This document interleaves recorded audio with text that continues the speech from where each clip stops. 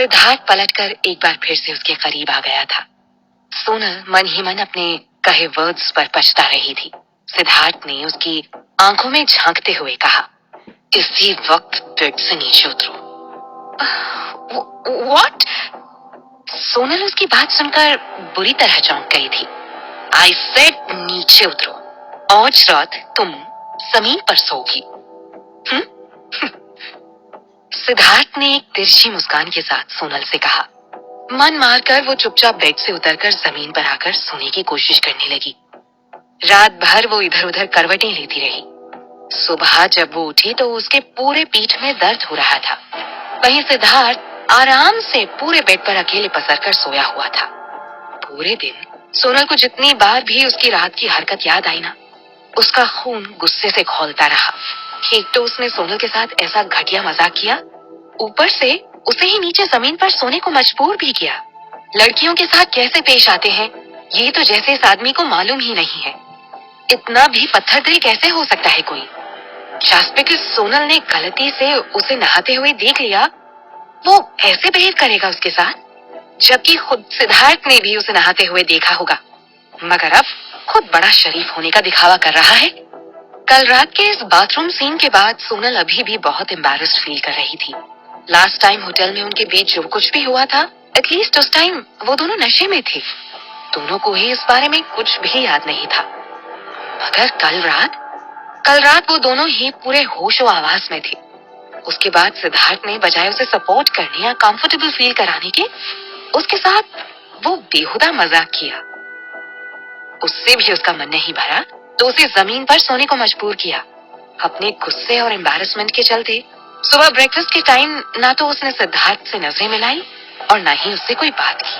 वहीं सिद्धार्थ को तो जैसे इन सबसे कोई फर्क ही नहीं पड़ा। वो वापस अपने उसी फुल एटीट्यूड में नजर आ रहा था।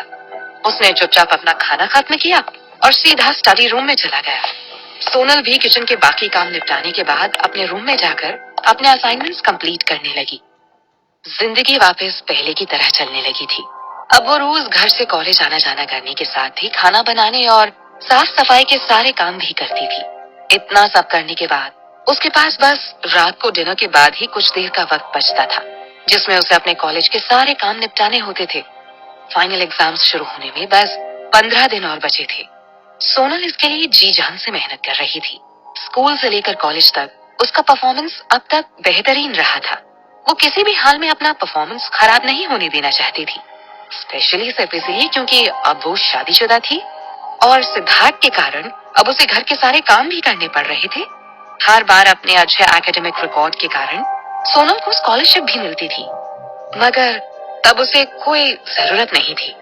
लेकिन अब जो हालात थे, उनमें अपनी पढ़ाई जारी रखने के लिए उसे स्कॉलरशिप की बहुत जरूरत थी।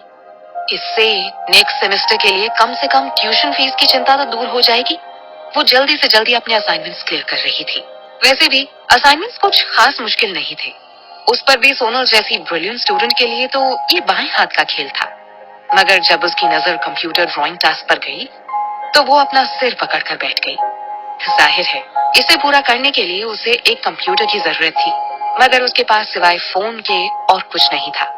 उससे भी बड़ी बात ये टास्क स्पेशली कॉलेज डीन की तरफ से सारे स्टूडेंट्स को दिया गया था, जो स्टूडेंट्स के बीच में डीन कम और डेविल के रूप में ज्यादा जाना जाता था। सोनल का तो ये सोच सोच कर ही दिमाग खराब हो रहा था कि अगर उसने ये टास्क कंप्लीट नहीं किया तो क्या होगा। कोई हैरानी नहीं होगी अगर इस टास्क को स्किप करने पर उसके स्कोर्स बेहद कम हो जाए। घबराहट में वो नाखून चबाते हुए पूरे रूम में इधर से उधर दौड़ रही थी।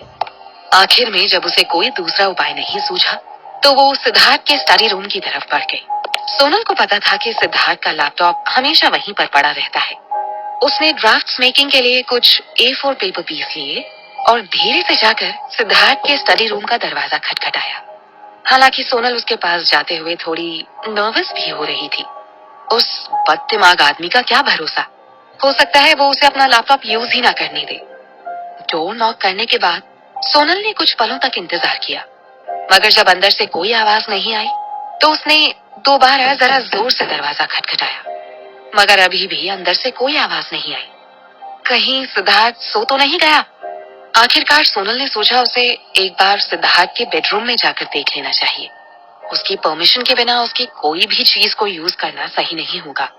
जैसे ही वो जाने के लिए मुड़ी, सिद्धार्थ ने स्टडी रूम का दरवाजा खोल दिया। सोनल तुरंत पलट गई और सिद्धार्थ को अपने सामने खड़ा देखकर राहत की सांस लेते हुए बोली, ओह, थैंक गॉड, तुम अंदर ही थे। मगर अगले ही पल उसे ये भी महसूस हुआ कि सिद्धार्थ ने उसे जानबूझकर इतना वेट करवाया। गुस्सा तो उसे बहुत आया, मगर उसने खुद को कंट्रोल कर लिया।